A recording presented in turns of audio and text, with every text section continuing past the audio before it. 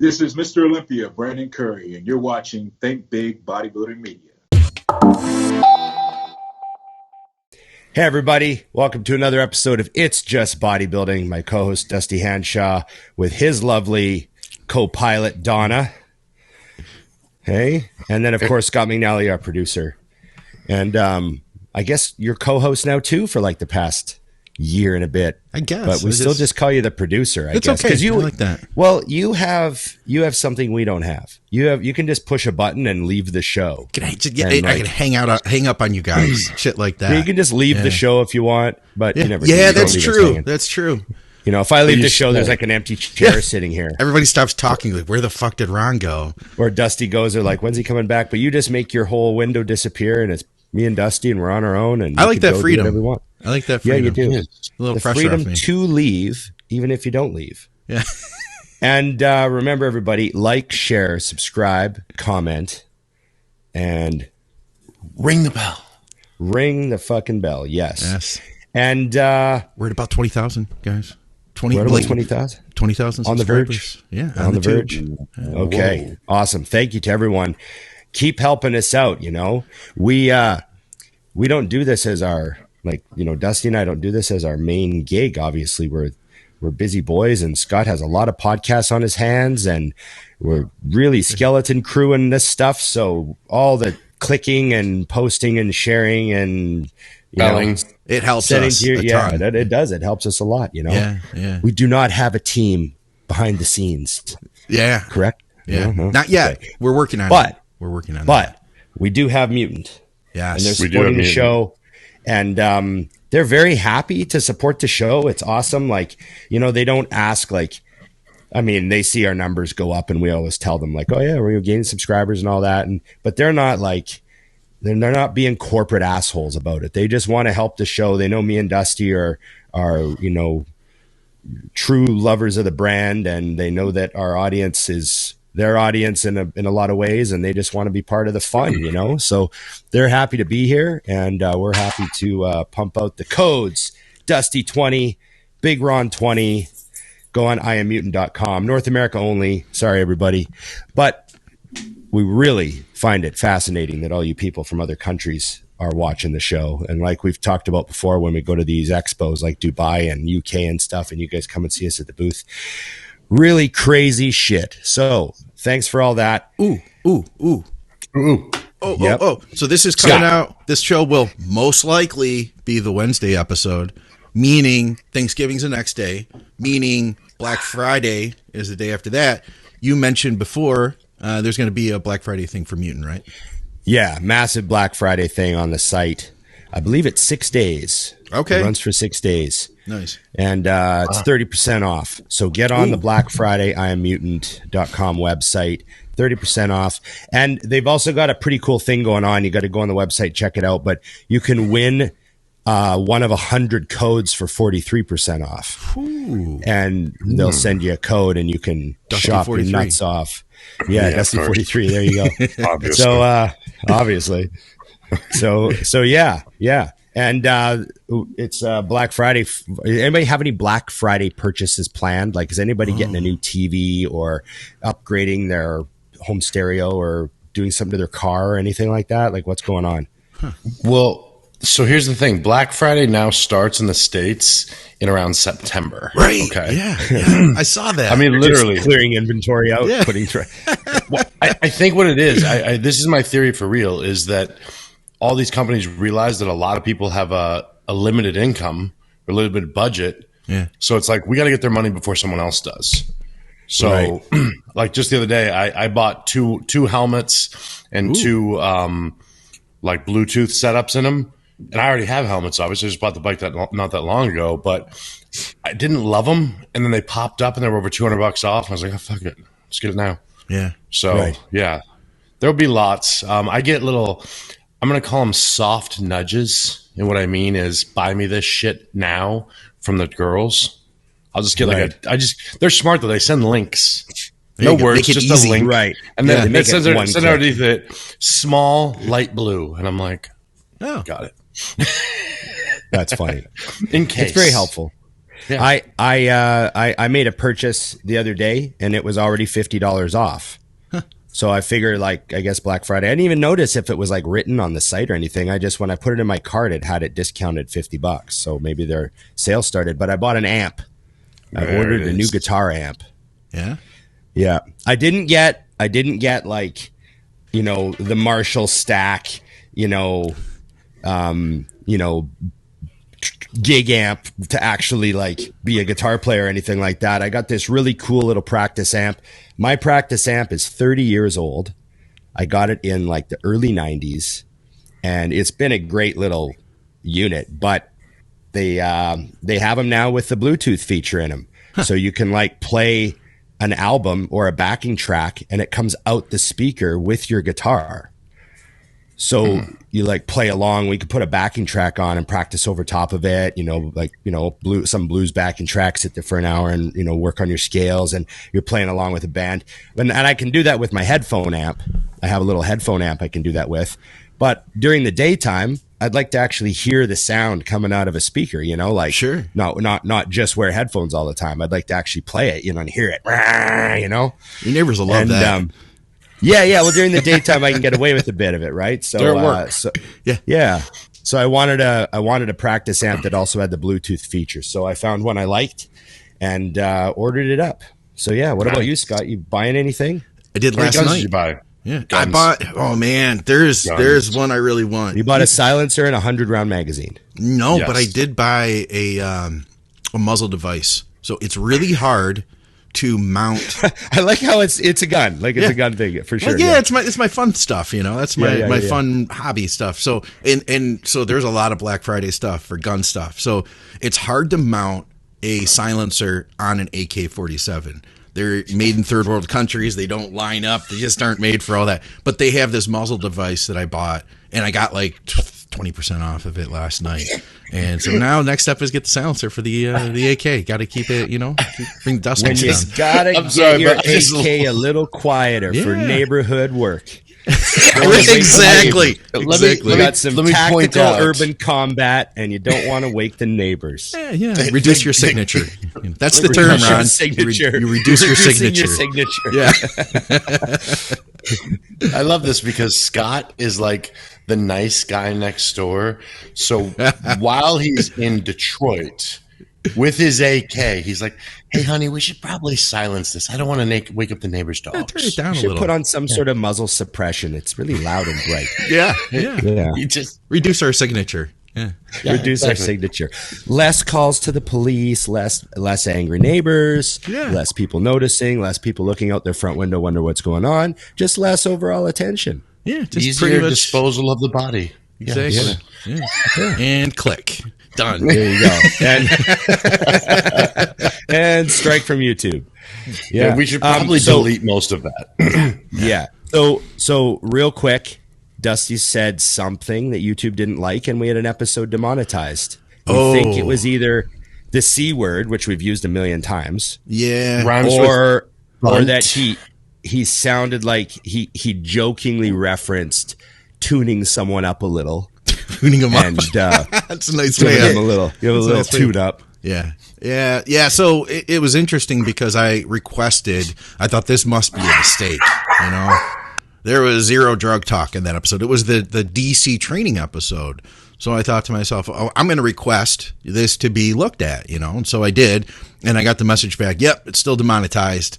So, and I looked at the time reference, and it was, one of those two things. And he wasn't even saying he was going to hit somebody. He said, people in what is he like? He was like, British people. He was like, they'll just tell you how it is. If they want to hit you in the face, like, I'll just punch you, And then he said that word. Yeah. And then he said, if you are a C word, they'll tell you you're a C word right to your face.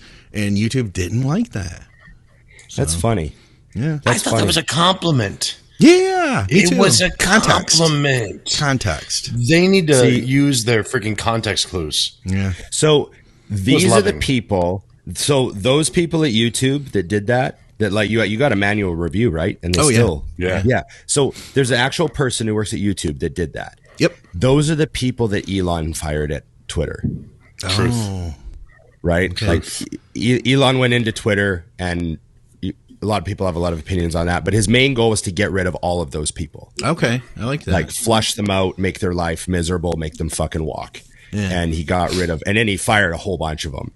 And I mean, that's a crazy shit show over there that I just find amazing. I don't know if you guys are paying any attention. I'm not even on Twitter, but I just find it like all the crazy shit coming out of it and how upset people are about different things. And it's crazy to me. Yeah. But yeah, those people at YouTube, like, ugh. Yeah. For some people, it's a constant battle. The gun channels I watch, they deal with that all the time. And some of them just get nuked. They just come to their channel and it's taken down. It's no longer there.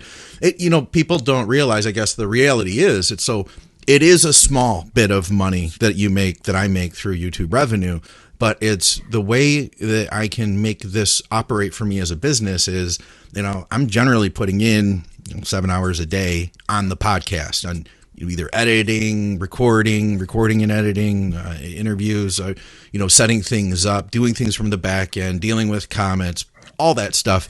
So I do that. I call that part-time, but it's really full-time. And then I do coaching full-time.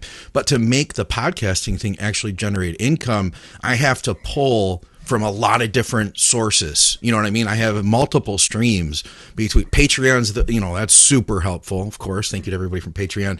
YouTube yes. A little bit here, this code from Amino Asylum over there. Mutant is a huge help now. True Nutrition and our other sponsors. So, but it's like when you start taking those things away, it's like I literally worked for free on that. You know what I mean? Yeah. So yeah, it is what it is. It's just part of the game though. That's really what it comes down to. Is like you figure it out and then you just do it a little different next time. If it was that important, I would have re-uploaded it. But we already got the majority of views we were going to get on that episode. So, Yeah. I already went to the bank on that one. Okay. And now we have to start bleeping the majority of all of it show. All of Dusty will my get bleeped. mouth is moving, it just goes beep and then boom, which also reminds people I die. But anyways, that's funny. That's your signature. We'll have a special episode of just Dusty's part of the show, and that'll be on a different channel. Perfect. Yeah. Someone else, a channel you don't like. Yeah. The enemy. So we had a lot of comments on our last couple episodes that we're going to get to now. And our first one was a comment that I was actually ahead of the guy. Like I had already thought of it. The second we finished talking about the Olympia and all the, how the top five is probably going to be probably about the same top five. We kind of all agreed on that more or less. The one guy commented, "These three are sleeping on Derek." Yes, he did. Yeah. And it was funny because as soon as we finished the episode, I thought, fuck, there's so many people we didn't talk about. We didn't do any theoretical Derek Lunsford stuff. Yeah. And so, he's totally right. We forgot to talk about that. Is there anyone else we forgot to talk about? So that's going to be our opening topic here. So, Dusty, you go first about Lunsford. Do you think we forgot to talk about him, or is he not a thought of yours, or what do you think is possible here? I mean, I think that with a waist as wide as his and shoulders so narrow, I just don't know that he can hang. He'll just get lost in the mandatories. Well, that's why they let him in without qualifying, because he would have never gotten in any other way. So right. Yeah, so there's that. No, actually, it's funny because I totally just blanked completely on him being in there. Because if you guys remember, as soon as the Olympia was over last year, I actually had a part on the show where I said, Derek, please don't ever do the 212 again. Yeah, I remember that. Because you're not coming in the way you could because you're shrinking down. And there is a point I think a lot of people don't realize where you can be peeled, but you can't come back and fill back out. Like there's a difference between coming into a weight and dieting through a weight. I mean, he was like a solid 230 and looked ready. That's just too much to give. And that's why I felt like he was, and this is relative because I'm comparing him to himself, but he was underwhelming knowing what he as an individual is capable of. Now, bring him to the Olympia. I don't think there's anyone he can't hang with. And I also struggle to move anyone out. That's the wildest part is like, do I suddenly say, oh man, I forgot. Yeah, Derek's there. He's going to win, or he's in third. it gets to the point where, we used to say that in the top 10, like, how are you going to sneak into the top 10? Now it's starting to feel like that's the top 15. In the top 5, it's really, and I know this is the most weak answer, but it's the truth. Like, it's going to be who absolutely nails it for prejudging. Yep. Is going to be the magic. And I have a really hard time voting against Hani with anyone, but definitely with someone that's as focused as Derek. So, I will say I hope that he proves me wrong and bounces above some guys that I didn't say. But at the moment, I'm like, do I see him beating Hottie? I don't know. He has that, but here's what the wildest thing. He does have better shape than anyone, in my opinion. I mean, I think his shape is out of control. Like, what angle does Derek get beat at when you're just thinking about the way muscle looks? So, there's a one where I'm like, I don't know if he's going to make the top 5, and I also won't be shocked if he wins the whole damn thing. It's weird. So, what do you guys think? Yeah, so he could sneak in there. It's going to be really weird to see him on that stage because we haven't seen him, next to those guys. So it's going to be really good though to see like how much different can he look in 1 year. Yeah. And there was a few names, like we sort of mentioned Bonac because, he was 6 last year. So his name did come up, but also, not to derail from Lunsford, but there's also Samson. Like, when we were talking about who are we excited to see? Yeah. Lunsford and Samson, that's a good couple of names to say you're excited to see just because of how much different can they look in 1 year? Because Samson looks like he's a different person than the Arnold. Like, right. It looks completely different. And then Lunsford, obviously, without the weight cap. So we'll just it's because we kind of know what we're getting with a lot of the guys. Yeah. Right. Like, if you say, what do you think Hottie's going to look like? Well, he'll look like Hottie, but maybe he'll be a little bit better or a little bigger or a little bit, maybe he'll nail prejudging a little better or whatever. So we kind of have an idea what we're going to get from most of these guys. But Lunsford is a visual mystery. Mm-hmm. And Samson's looks like he ate someone after the Arnold last year. Fact. So those are two guys, like a lot of the guys, they could come in at their all-time best, and that'd be fantastic. But those two guys are kind of like, to me, going to be unveiling something that's definitely sort of new, know? Mm-hmm. I mean, I know everyone says that, you won't ever see anything like this year, but a lot of times it looks a lot like last year, Yeah. So... But that's, maybe the cynic in me. But those two names are going to be really interesting to see. Obviously, there's a bunch of, names that I'm not as familiar with that could be, really great surprises. You never know when someone's going to make the top 10 out of nowhere. You're like, who's this guy? Yeah. So right. That's always fun. But yeah, those two names are definitely guys. And then, looking at, I know he's not thought of as a huge mass monster, but Brandau. He looks incredible. I love his shape too. I just really want to see him on stage and see how he stacks up now. Chris sent me a photo of him the other day, so I'm just like, damn, bigger than ever and rounder than ever, and the joints and waist look smaller than ever, and it's gonna be cool. See guys like that showing up at their very best. What about you, Scott? What do you think of Lunsford? Man, I think he looks let me put it this way. So I feel like at this stage of being a fan of bodybuilding and being a coach myself, you never know what's going to happen the day of. All you can do is try to be your absolute best that you can be, right? And like Dusty had said, I don't think that we've seen the best Lunsford we could, because he had to suck down and make that weight class. And even after he makes weight, he really couldn't completely fill back out. That was just impossible in that length of time. He'd need like a couple weeks, to really be his best again. So regardless of where he places, like, to me, it's not as important as seeing people be their absolute best. So it's going to be satisfying to see him be able to be his best. And I just hope one of the mistakes I see people make at the Olympia sometimes is going to be as big and as full as possible. And I do know that in the 212 division, part of what I really enjoy about that is the constraint that these guys have to be like absolutely peeled and in shape and work to get there. You know, that's how we've ended up with guys like Jose Raymond. Like, think about how nasty he's looked on stage. You know, those guys were so incredible for their conditioning. Without that constraint, is he going to be as absolutely hard and peeled, those things that I love about him, you know, or is he going to be softer and then, to me, not his absolute best? So it'll be interesting to see where it goes, you know? Yeah, yeah. I think one of the keys for me, which is, you know, just sort of because I'm sort of a sucker for statistical stuff. You know what I mean? Like track records. Someone's track record means a lot to me, you know?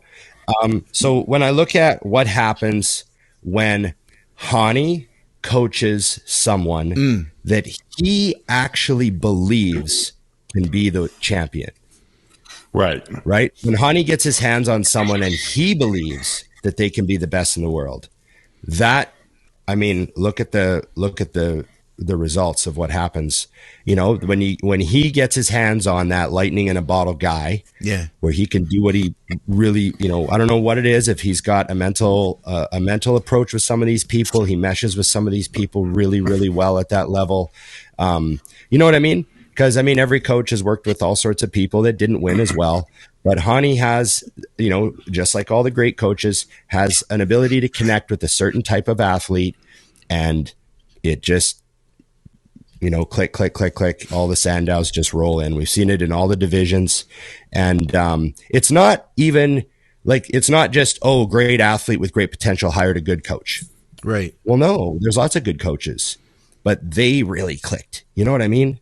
Yep. You know, like Phil and Hani, and what Hani's done with all the other divisions, like the figure and the, you know, all the divisions. How doesn't Hani have Olympias in every single division? You know, he's got, I think, more Olympias, more Sandows than any coach technically. So, you know, that's a thing. That's a thing to me. It means something. Yeah, that's a good point. This is not a new picture, but I just figured I'd throw this up here. This was July. And he was looking, I mean, like, it's cool to see him looking that round in full now. And I could imagine, seeing that, I can just imagine him bigger on stage now. You know what I mean? And that's going to be a cool thing to see. Yeah. Well, didn't he kind of look the best of everyone at that Pittsburgh Pro? Like, yes. Condition-wise and off. Like, for being off-season, he kind of looked the best, didn't he? Yeah. I remember that when they all guest posed, you know. Obviously, some guys are fucking off and fat, and it's irrelevant because they show up looking fucking ridiculous at the show. But you know, it does help. Does help a little when you look the best at the guest posing. Yeah, you know, a little bit of that. Yeah, he looked crazy there. Okay, what's next, Scott? We did people have also liked our gym series too, where we talked about equipment. They did. Ooh, I have one actually. Oh. That would tie right into that. What's that, Dusty? I was just excited. You were pointing. It was wow. You snapped your fingers. I did, because I thought of one that completely relates to that. You know, we were talking about. Oh, I got to throw this one up while I still remember. Michaela Aycock watches the show. She commented, and she's been to Bob's Fitness Complex in Nebraska. Michaela's awesome. Like, she speaks highly of it. But so let's talk about Michaela's conditioning for a second here.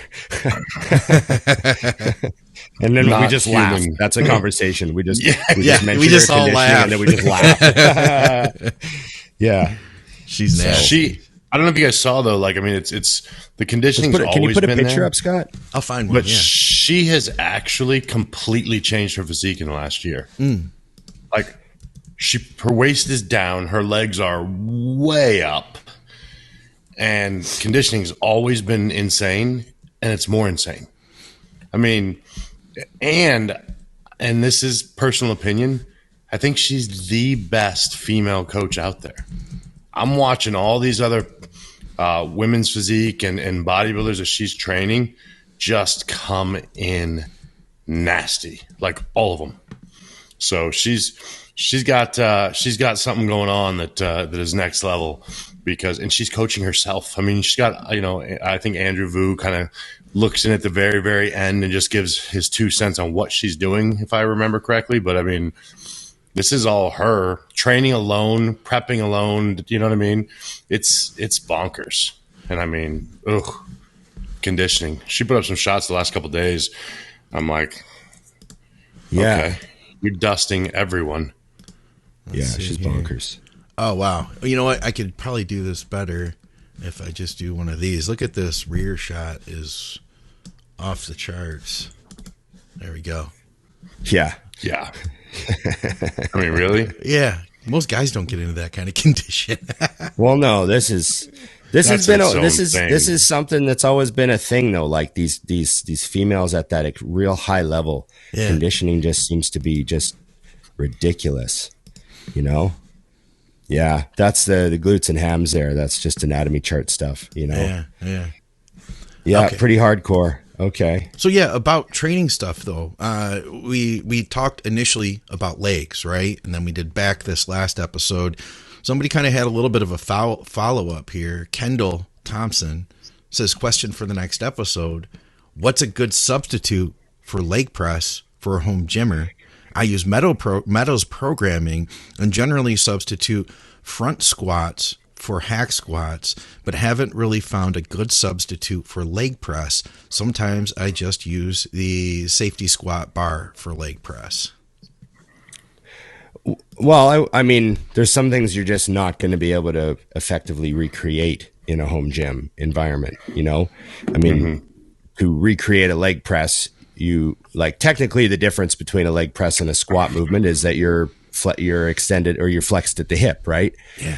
With squat movements, you're extended at the hip, and a leg press, you're flexed at the hip. So, I mean, I don't think it's the end of the world if you can't do a flexed at the hip compound quad exercise, you know, like you just have to do more squats and, you know, more safety bar squats and move your feet around and do a few sets with your feet wider and a few sets with your heels up and a few sets normal stance. And you're just going to have to squat a lot. Don't necessarily think that you have to like find a way to mimic the whole like flex at the hip thing. I mean, it's just not practical, you know. You have to put something on your back and squat it, like bend over. Like it just doesn't, you know, and don't worry about it. I would just squat more, you know, or like single, like, you know, Bulgarian split squats, you know, like just find more variety in your squatting patterns. There's lots of things you can do in your squatting and lunging patterns and just make up for it on, you know, that way.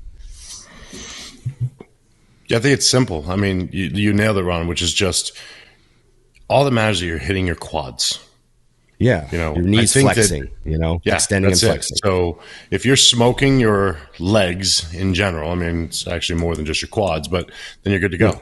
And yeah, you can do your variations like you're doing, back squats, front squats, safety bar squats, good to go. So I don't overthink. I really think that is one thing COVID helped me with a ton and other people is like, you don't need all this shit.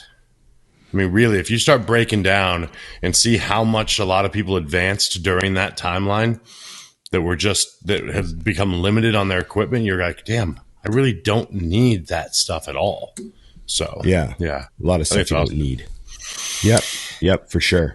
Legs is hard though at home. You know, like if there's any one body part that if as a home gym goer, if there's any one body part I'd want machines for or want to have a gym membership for, it would be to be able to go in and like just there's nothing that replaces like a nice leg extension, a nice hamstring curl, you know, all that stuff, like everything you could do with machines. That's the one body part and that's the reason when I built my home gym, it's like literally all leg equipment. Squat rack, obviously that's multiple things, but then leg extension, hamstring curl, leg press, and hack squat. Like that's all the room I have. You know what I mean? Right. Yeah.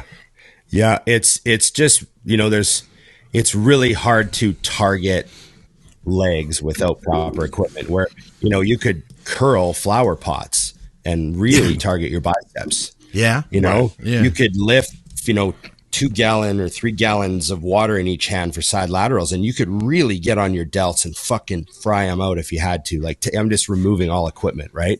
Yeah. But what are you going to do for legs? Like, how much water can you hold? Like, how much, you know, like, what are you going to do? You know, how are you really going to do leg curls if you have no weights? Like, they're just really, it's hard to just, you know, it's hard to target them and bomb them. It's easy to use them. Like, you could push a truck up and down a hill. Yeah. But, you know, that constant tension type training, you know, really fully overloading things. Yeah. Not bringing your cardio and endurance and everything else into it, you know, full body movements, that type of thing, you know, taking all that away, you need equipment. So I just saw a crazy home gym today. Speaking of, Victoria pointed out to me, her friend, and I think you guys probably know her too, Allie Mills. She's Canadian. Check this out, man. This is her home gym. This is one shot of her home gym. Oh, yeah. Hold on. Sick setup. Yeah. Oh, there's more. There's more. It's all, she's got a ton of leg equipment. Here's some Atlantis and Hammer. Yeah. She posted this on Facebook. Cybex leg press, Hammer V squat. It's literally an entire leg day. Hammer hip press. Yeah. Atlantis seated leg curl. Atlantis leg extension. Yeah, that's a great setup. And then that's the other side. Hammer side lateral machine. Hip extension, a chin dip assist. That's a free huge motion. bitch. You know, she's got an inner. She's got sign. an inner thigh machine. Yeah. Seated row. Yeah, fuck. That's a huge bitch. That's a great poster or flag or whatever. That's a huge bitch. I hear that from the voice from Deuce Bigalow, Male Gigolo. What do you say we go somewhere else? That's a huge bitch. That's from that. You know what? That's so funny. You mentioned that movie the other day. I just randomly looked at something and it was Deuce Bigalow playing. I can't remember what screen it was, but it was a scene where he's on the date with the girl who has Tourette's. Yeah. Yeah. And I forgot about it. I totally forgot about it. Oh, no way. And I just looked over and she's like swearing away in the car. Shit, piss, motherfucker. Blah, blah, blah. And it was so funny. Yeah. That's what a classic movie. Oh, great show. Great show. You know? Okay. Did we answer the question there, Scott? Was that even a question? What were we talking about? Training legs. Yeah, training legs for somebody in we a answer the home question? gym. I think so. We didn't even answer that. We never question? answer the question, actually. There we go. We just go on little tirades that have nothing to do with nothing. What's that? Yeah. What's that squat movement? I was messing around with this for a while. You would do it with like a safety squat bar where you actually like hold onto the rack and you sit back a little bit. You know what I mean? And so you're I've seen people do that. I forget the name of that. I was doing those a couple years ago for a while. I feel like that's kind of more like leg pressy feeling. You know what I mean? Yeah. Just a variation of a squat though, right? Yeah. And then I've even seen guys that had like handles on the rack. Yes. That you can like click into the rack, you know, you can put them on whatever, like click part of the rack you need and then you can hold there. Yeah. You know, I think Branch was even doing those for a while. I remember seeing Branch doing them. I could see that. So yeah, that's a little bit of a leg pressy feel, you know? I used a band, like thing. I stretched a band across and you couldn't like hold on to it firmly because you know what I mean? But you could. Oh, right. But it was a bit of support. Yeah. Enough to like balance yourself a little. Yeah. Awesome. Okay. Force a couple reps. Yes. Okay. With next, give us another YouTube one. Okay. Those Yeah. We got a bunch of them. Those are good. All right. Clifford's got one for us. Big question for you guys. How do you gents feel about home brewing your own personal gear? Never did it. Never had any interest in doing it. I knew a lot of guys who tried it and swore, oh yeah, I made a bunch of stuff. It's awesome. And then I knew guys that like, yeah, I tried making stuff and fuck. It was a really bad scene. So, you know, they're like, who's going to take the first shot? You know? Yeah, Jesus. that's the key. I have to give mine to someone else and be like, it's free. So if it fucks you up, it was free. Yeah. Yeah, no. Scott, you had a question for Ron that you made sure to send us that the guy has asked 77 times. I have it in here. Let me get back to that because he actually, I screen capped it twice this week so that I made sure that I could find it. It was, I'm not sure where it is because it's like in this big stack, but I shall make sure that I get, it's next, actually, Dusty. Boom, easy enough. So I want to first say, Mark, thank you for your patience. He has asked this question a bunch of times. He says, gentlemen, great show as always. Would Big Ron be so kind as to comment on the guitar solo by McCready on Pearl Jam's Alive song? Is it up there with his classics. Oh, and there's another one for you that I equally have missed, so I'll find that too. Yeah, that's not what I was talking about. Yeah, wrong one. But it was also not the like Dusty was talking about. No, but it's okay. another music song question.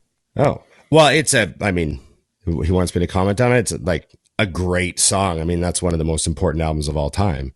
10. I mean, it's a great song. It's a great guitar solo. I haven't really put thought into it as to being like one of the greatest guitar solos of all time or anything, but I mean, like I will definitely say I know it. I can like hear it in my head because I heard that song a million times, but it fits the song perfectly. And that's the key to a guitar solo is sometimes a guitar solo feels like it's like added to the song and it's not part of the song. You know what I mean? Like the song will have a vibe and then the solo will be like some wild, like, and it doesn't match the vibe of the song. So I noticed that, but that's not usually an issue with Pearl Jam. They have restraint. The solos serve a purpose. They're not just to show off and stuff. And I mean, that's a great song. I'm going to have a listen to that today and specifically listen to the solo again. All right. For you, Mark. I'll get the other one up here, but I'm going to just pull the next question while you guys cover this one. I'll get that. Oh, Lucas has one for us about it's an over and under. Dusty, you've got a bunch of over-unders, haven't you? Yes, I do. How much do you pay attention to stuff like going to bed at a set time, eating pre-bed meals, supplements, etc.? Well, I've always been pretty ritualistic.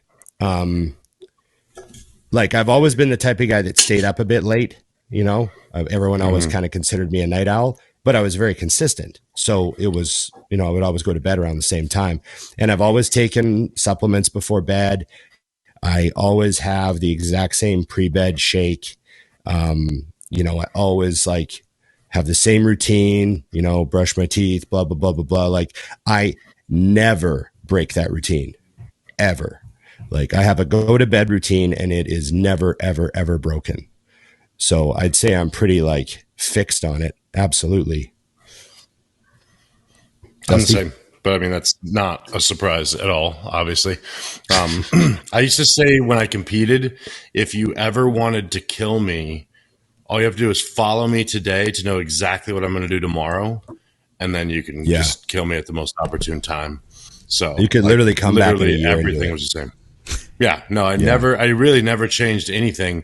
And now it's outside of the gym and stuff. It's a little looser now, but like you said, the nighttime routines, the morning routines, exactly the same.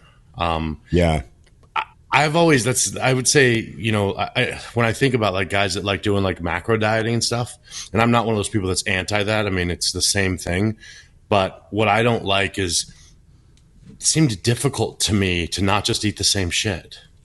It was just easier. Like pure laziness made me eat. I was like, I'll eat the same thing. I mean, it's the same when I go to restaurants. It's the same deal. I'm like, steak and rice is fine. That's what I always eat. We're good. I like ask. Yeah, you guys have jasmine rice somewhere in there that I don't see? Yes, we do. Perfect. Steak and rice. Yeah, I don't know. Yeah. I think that most people, and I shouldn't use the word most, a lot of people have a lot of systems in their life that are successful. It's just easier to live a life of systems to me. I was just going to say that I don't know anyone who's been successful and happy and, continually making progress. And also like the happy part can't be underestimated and without a lot of structure in their life. Like the people I know that like go to bed without brushing their teeth once, like sometimes like, I don't feel like taking my vitamins or brushing my teeth or washing my face. I'm just crashing. I'm tired. Like to me, that's like, oh no, you just lost a day of teeth brushing. Like you can't do that. Agreed. Like, because I'm like, for example, like I think, every day that you miss a session of brushing your teeth is one day you get dentures earlier as an old man. Like, you know what I mean? Like you only get one set. Like, fuck, you got to take care of them. Like there's a panic. I have like a bit of a panic for all my routine. Like it's all part of what stabilizes my life and is super important. And I know like a lot of people think I'm super laid back, but because my personality is like that with a lot of other things and how I handle, you know, things. But when it comes down to like my actual schedule and how I live, and, you know, there's parts of my day that are totally free time, but then there's parts of my day that are completely locked up and will never ever change. And I just feel like I can't imagine, like I have so much going on and so many little things I'm working on, and, you know, I just can't imagine adding the chaos of taking routine away. That's what it is to me, you know. And there might be something wrong with me. Like maybe there is like a dependence on that routine, but fuck it. It works for me, I think. So, you know, it's worked out so I far. like kind of sometimes I envy someone that can just like, I'm crashing, you know, like there's a little bit of like, that's like almost like you're just like floating in the wind like an eagle. You know, like an eagle. You know what I mean? Like you're just like throwing like all like, you know, caution, you know what I mean, aside. You're just going to go to bed. It's amazing. Yeah. You know, I can't do that. You know, no matter how tired I am, I go to the bathroom, I fucking wash my face, I brush my teeth. If I could put my cream on my fucking blah, blah, blah, I do my thing. Yeah. You know? Okay. All right, I found it. Thank you, Dusty, for resending that over to me. I don't know how to pronounce this guy's name. He says, I imagine Ron just fucking short-circuiting when Dusty told him that someone was in the bathroom without shoes. Also, Scott, I know I'm wearing you out with this question, but I still need to know, and I don't know how to pronounce this guy's name. Need to know. Yes. Where John Frusciante. Frusciante ranks amongst Ron's all-time guitarists. Who is this? John Frusciante is the guitar player for the Red Hot Chili Peppers. Oh, okay. Duh. Yeah. And he's a very interesting guy. I think he comes from, I think his dad was a classical musician. He's Italian. His last name's like really Italian, right? And I think his dad was like a classical Italian musician of some kind. But anyways, Frusciante is like a guitar prodigy. Like he's fucking unbelievable guitar player. And not just like, it's not like the Chili Peppers is that's what he does. He does like everything. Like he has a huge catalog of solo albums where he's purposely made. There was one year, I think it was like the mid 2000s. He'd left the Chili Peppers for a while. He left them twice, actually. He quit twice and then went back. So he's on his third stint with the Chili's.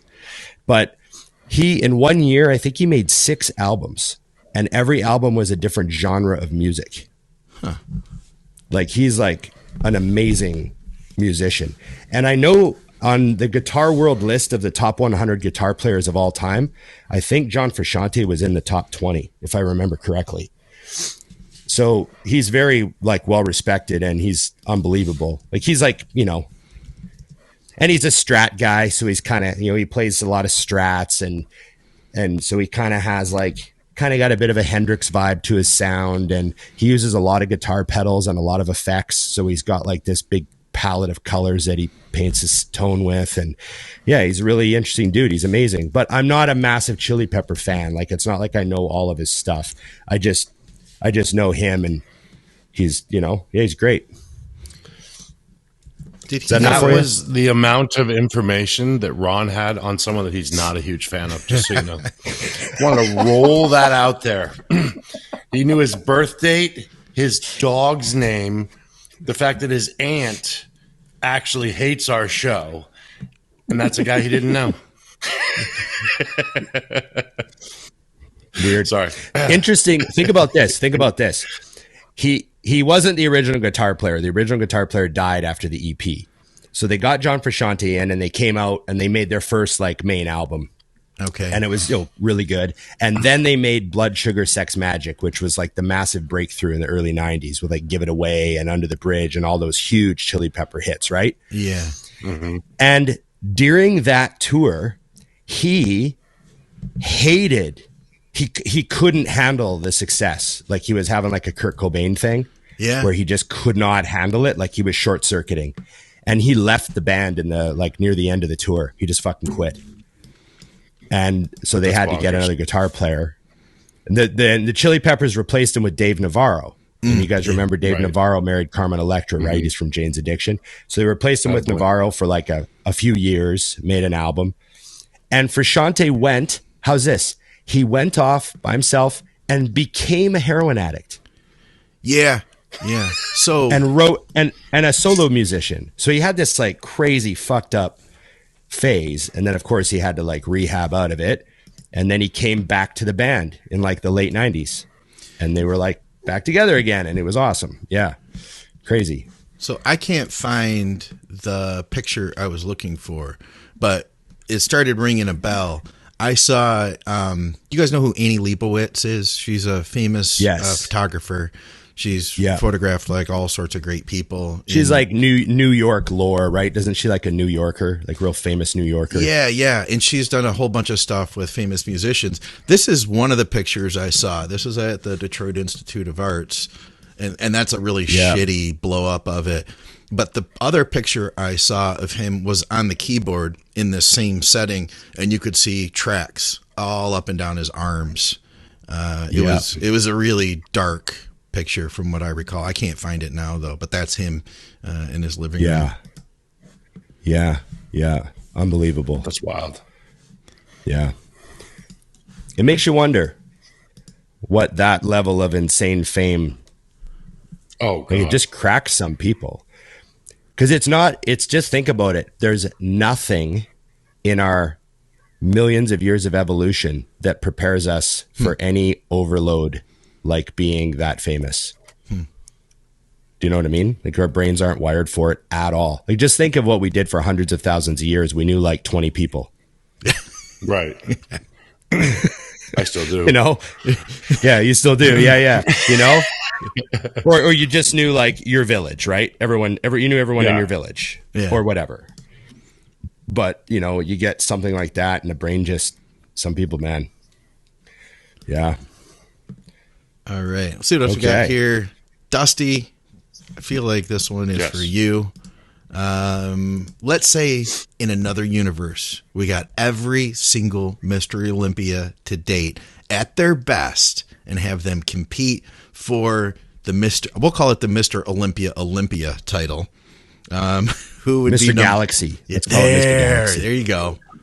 Who would be number one? Well, actually, Universe is bigger than Galaxy. So Universe is the biggest title.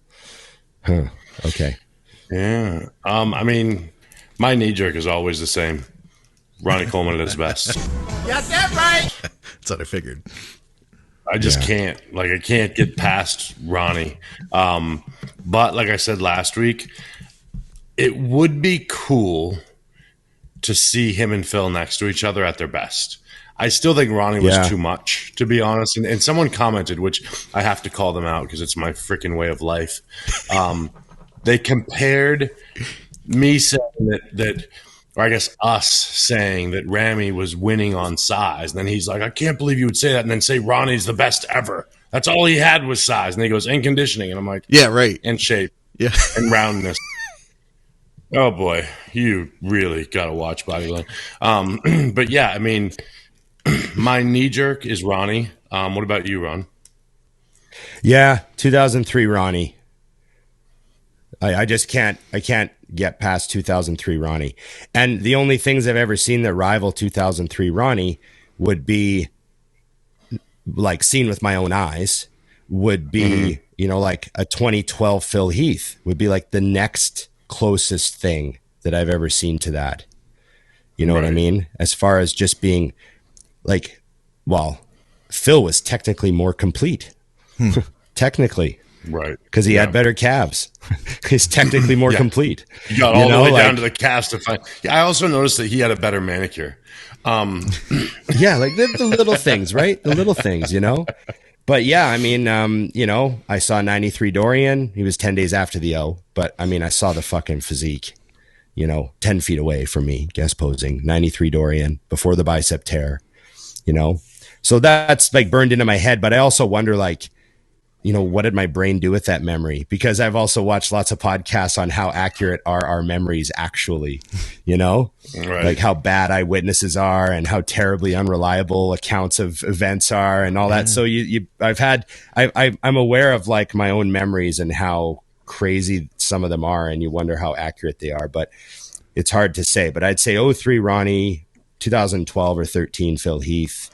And I mean, I haven't really seen anything that comes as close. Like, 09 Cutler was obviously unbelievable, but I still Cutler had some injuries at that point still. Like his one lat was a little bit banged up, and so there were imperfections in the physique. He just kind of came in and like overwhelmed everybody by but that's because Cutler's smart and he knows that, so he comes in as big as he fucking possibly can and as shredded as possible, so that's why he won. But we all look at the waistline and the structure, and Ronnie and Phil were I think the two top guys.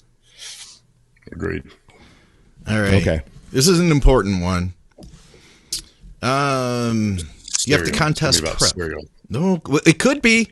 It could be. Damn, I was close. You have to run a contest prep diet based only on foods and drinks found at a gas station. What are your picks and why? I like this. Okay, now. So is it a QT? I need a little bit. Which gas station is it? Yeah, like it's a good one.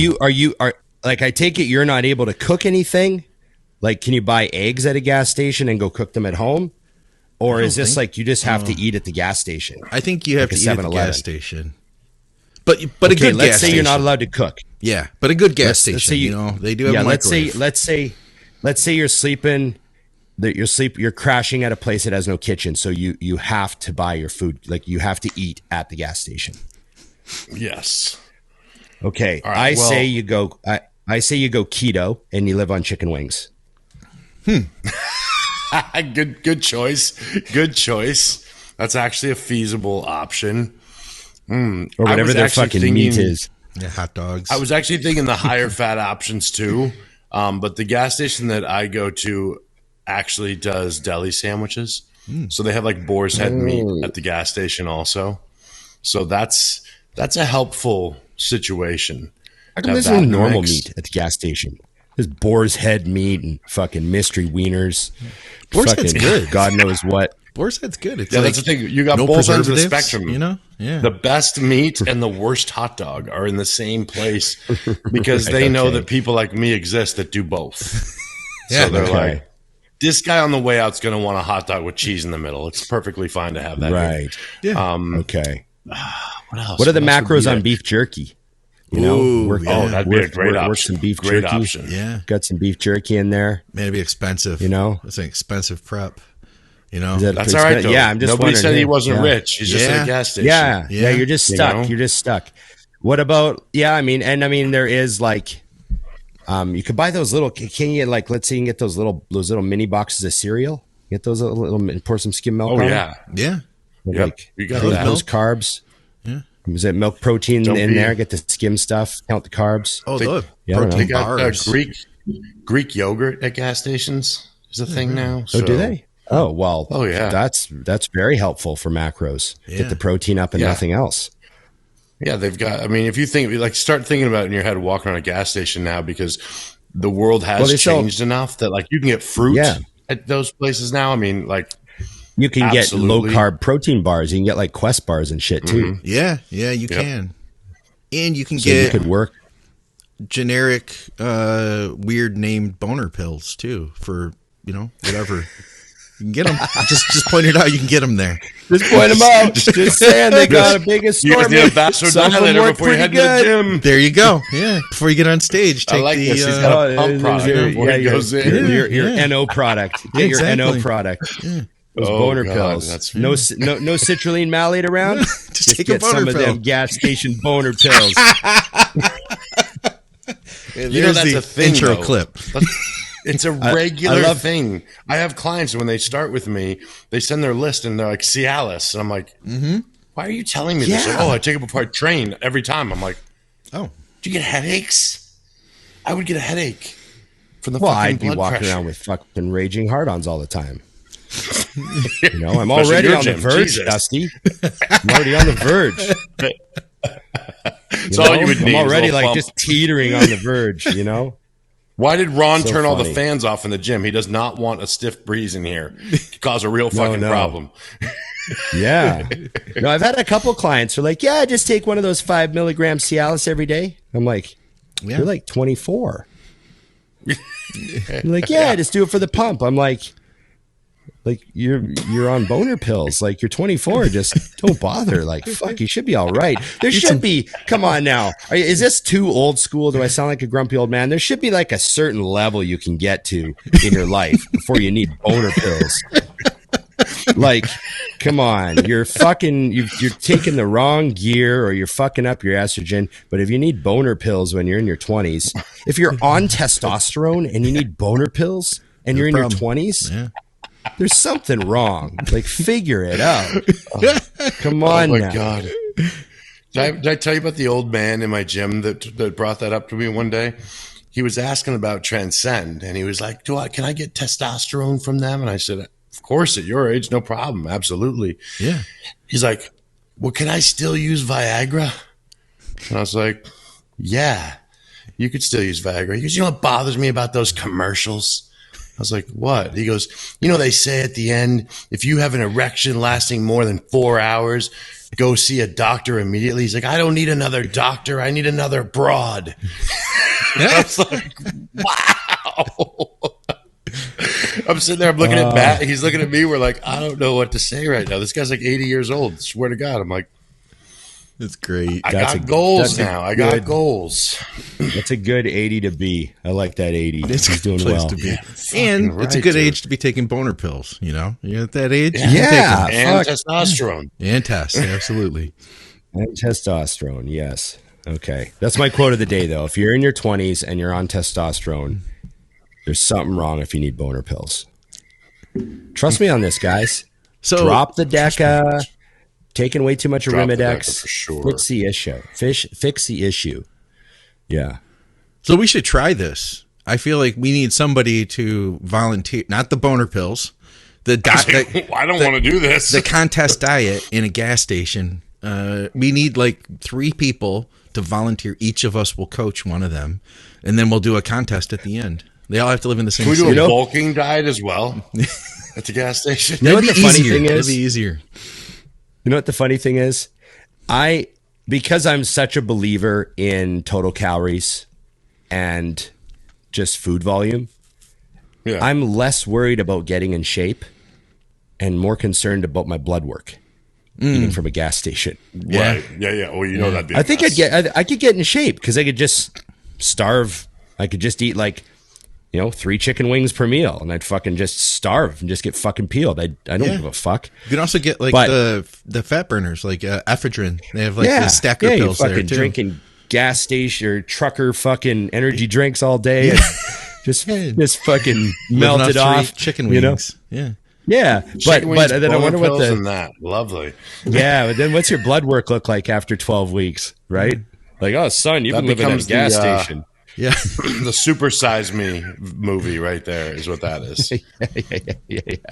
Only Yeah, appealed. that's a good one. You follow the guy for the whole 12 weeks. He's like psychologically just changing because he's just like, plus gas station culture is like affecting him. Like he sees the gas station people every day and he's like, Yeah. all Gas station affected, you know? culture. He's like, That's a real thing. I started smoking. It helps to suppress my appetite. He's at the end of the prep. Yeah. Chain Old. smoking.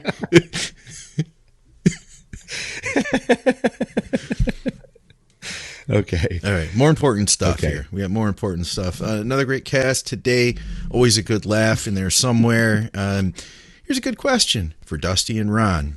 Well, more for Ron. Considering you boys were moving big weight and doing big eats when you were competing, do you guys have any squat rack shit stories for the crew? Valentino cannot be the only one who would shit himself going heavy. I almost did today doing squats. Ass to grass, man, ass to grass.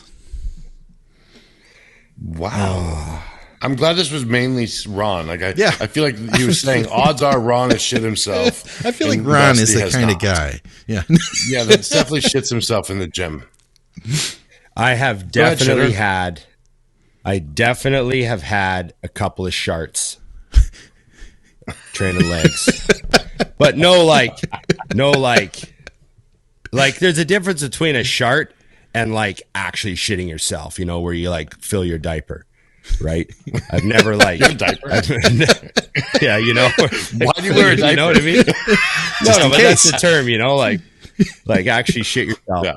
Like I've never actually like filled my pants on the leg press, or anything like that. But there's been a couple sharts, like you're leg pressing and you're like, ah, fuck. I think that. What do you do in that? What do you do in that moment? Well, If you shart, if you have you go control of clean your up? sphincter, you finish the set. Yeah. but what do you do I seem after to that? remember Do you go clean finishing up? the set. You just do you excuse get yourself. rid of the boxers? Well, sometimes it's just a minor, like just a little shart, Dusty. You got to use your, little shart. You can clean that up enough to justify finishing your workout. Yeah. Than just getting out of there. I mean, I'll put it this way: I never shit myself bad enough I had to go home. That's good. There you go. That's good. It's good. It's good. It's good to know. I'm glad that was more for Ron because I've definitely never shit myself. You've never Gym shit in any yourself, way, shape, Dusty? or Not form. once. Not once. No, You got a little that's the upset thing. tummy. You're second guessing this set of leg press. My whole life was the same schedule. So like, how would I possibly have an upset stomach? I ate the same shit every day. Yeah. See, I did stuff. Yeah. I actually remember training really hungover one time. I went and got drunk with my buddies, and it was supposed to be leg day the next day. I was younger, like in my 20s. And I remember it was just one of those days I just fucking said, fuck. We had ab beer.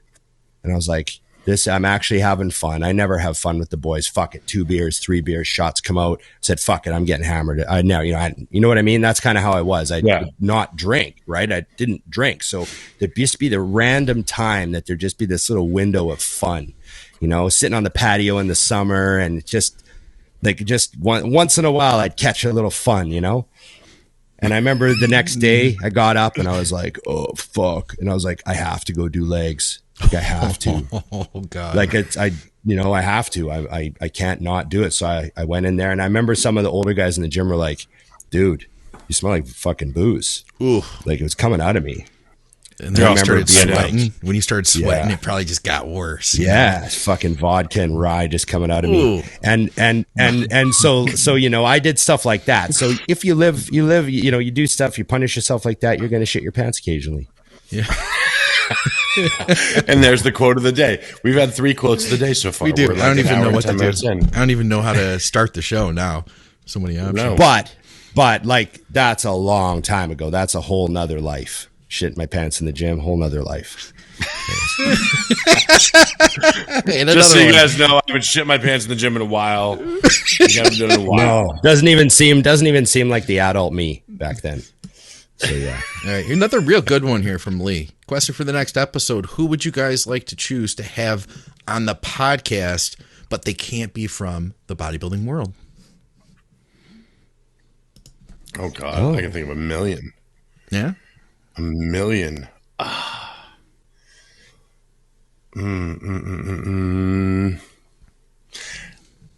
gonna go. I'm skipping the easiest one for me at least, but I would like to have Tim Grover on because I'd like to have more in-depth understanding of what he did with his athletes, because he worked mentally and physically with them on a level that a book can't possibly encompass, and neither can all of his interviews and stuff.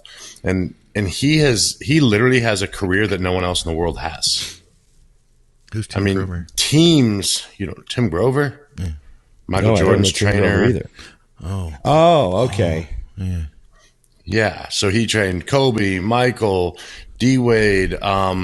Last year, he got a Super Bowl ring this year for his help on the mental aspects of things. I mean, okay. Yeah, he's something else. Yeah, he's written a couple of really, really good books.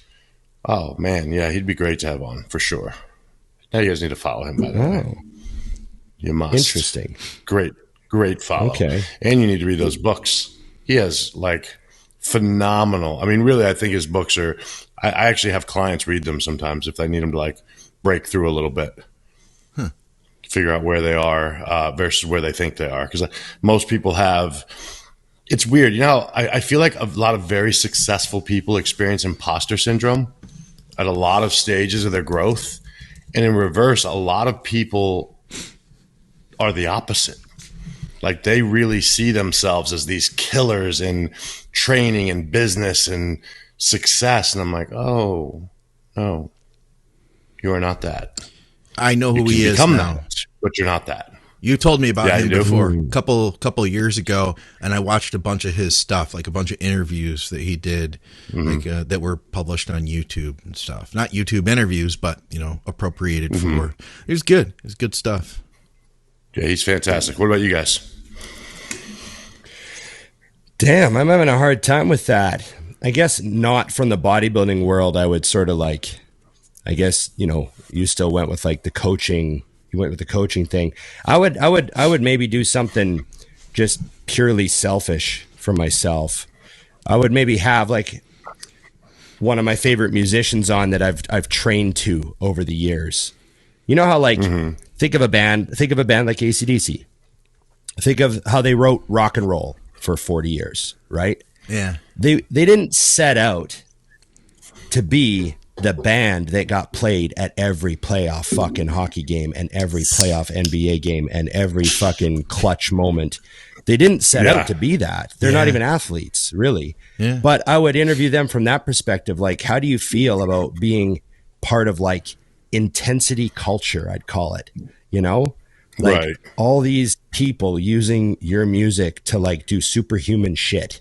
You're part of that list of musicians where your music made it into gyms and gym culture. And, just think of when you watch Blood and Guts and Dorian's got like the Pearl Jam album blasting during shoulder day, like Pearl Jam doesn't know what Dorian Yates is, but if you think about it, it's pretty cool for your music to be used by all the people that are doing the craziest, most superhuman stuff, Like, what do they listen to before they do this? What do they listen to before they do that? Think of all the guys listening to music before a game. We used to put Metallica on in the locker room and blast it on the ghetto blaster and get ready for the football game, You guys are listening to Metallica in war, Yeah. Like fucking think of soldiers. Yeah, they're blasting those fucking songs out of the stereos in the tanks while they're fucking blowing shit up, and like it's just all that crazy shit. I would maybe interview a musician just from that point of view and ask them those types of questions. And when did you realize you guys were part of like playoff hockey? He's like, what's that? Yeah, or like just think of all the big soccer games in Europe, and it's kind of cool. It's kind of cool. I imagine that as an artist, it's interesting to realize that like your song is getting used by, a UFC fighter going to the ring. Yeah, like fuck. Oh yeah, that sort of thing. I find that interesting for sure. I'm thinking, what about something really fun, like entertaining, and I'm imagining a comedian, because a good comedian can really talk about anything. So we could do a bodybuilding podcast with Tom Segura. Like, he knows how to lift weights. He knows what he's doing. Let's get him in here, and like he'll share his experiences about training, and it's going to be funny as fuck too. You know what I mean? Yeah. He'll have stories, and we'll talk about eating protein. He'll talk about meeting some bodybuilder dude that was like all jacked up looking, and his take on it. It'd be a fun podcast. That'd be cool. Yeah, for sure. Yeah, you're right. A comedian would be funny. Plus, comedians are, they're sort of like of the people. Right? They're all like down to earth, like comedy club. Grungy comedy club people. At the end of the day, that's where they all come from. So they're pretty easy to relate to others, I find. Yeah. Yeah, that's a good one. I like that. Hey, did you see, on that note, Ron, did you see Steve-O on Rogan? Oh, the newest one? Yeah. Yeah, no, I didn't. So he's went into, I guess for a while now, but he's been doing comedy, stand-up. And it's funny that you just said that, because I agree with you. But what's interesting is they were talking about how in the stand-up world, when you come in and you're new, and probably even worse for him because you're new and you're famous, everyone hates you. And they're fucking mean, and they don't want you to do well and all this stuff. And then on the flip, like MMA, Like my mother could go into like a Brazilian jiu-jitsu place and sign up. And like the best guys in there would come over and be like, hey, let me know if you need any help with anything. They'd see her do the most basic thing and make sure to congratulate her. And like, it's very, you know, it's a very tight knit thing. Yeah. And it doesn't matter the levels. And I found that interesting to hear them go into that. And it made me think about bodybuilding because I feel like that's an area where we kind of split down the middle. There's some people that are, you know, that are that way, but there are a lot more of us, you know, for example, that are like, fuck you, back when we were training, the only thing you worried about was going to the goddamn gym. You didn't bring cameras in and take boner worry pills about your Instagram. And you know what I mean? But it was an interesting thing that kind of made me think a little bit because it's like, you know, if you're thinking about legacy, it's what you pass down to people and what they can use. And I know because I've been there obviously before with Ron, like there's probably nothing more humbling than when someone walks up to us and they'll say like, man, I've learned so much because of you, or my career or my bodybuilding is so much better. You've helped me so much and you've never met them. Yeah. You know, so, you know, just something random I thought of because you guys were talking about the comedian. It's weird to me. Like, what is everyone that comes in a threat? Like, why would you not want them to do well? Plenty of room, plenty of money. Like, it's odd to me. Yeah. I know one thing in comedy that happens that really pisses people off and like crushes a lot of comedians is when a new comic shows up and they just happen to be the right fit and they get a sitcom. Right. Like they come and they do they're at the Comedy Store for like a year and all of a sudden they've got an NBC pilot and like a sitcom and the other comics are like, what the fuck? Yeah. You know, and it fucking kills some of them because they've been grinding away, talking to TV executives. You know, maybe they were on Letterman, did the spot on Letterman, they did a spot on Leno. They've been on TV, but they're just not getting the fucking TV show, you know, and then someone comes in, boom, TV show. And they just fucking they hate that. Fucking hate it. So, and they root for the pilot to not get picked up. They're like, hope that guy's show doesn't get picked up. Hope that guy's show doesn't get picked up, you know? So that's how it used to be anyways. And that's funny. It's funny. Okay. What else we got going on? We're deep in this one, man. I had a few more, but we were at that. We were past the our boundaries. We're well past for the one episode per hour. I see that. Okay. Okay. We went over time. It's all right. That's okay. Sorry, I got guys. a bunch of questions for the next episode, so we'll be fine. Nice. Beautiful. Okay. You guys getting excited for the Olympia? Yes. It looks like we're going to work out something interesting. Hopefully, we've got something really fun for the Olympia that we're hoping to do. We will have more details soon if we can make it happen. Right, Scott? Yes, I'm excited about that. We'll need to make like announcements very soon for that, for sure. Yeah. We'll need to do that. Okay. Thanks, everybody. Remember, IamMutant.com, 20% off with Big Ron 20 or Dusty 20, or do yourself an extra favor and wait for the Black Friday sale coming up, and it's 30% off. And like, share, subscribe, comment. Ring the bell. Ring the bell. There you go. Thanks, everybody. And remember, it's just bodybuilding.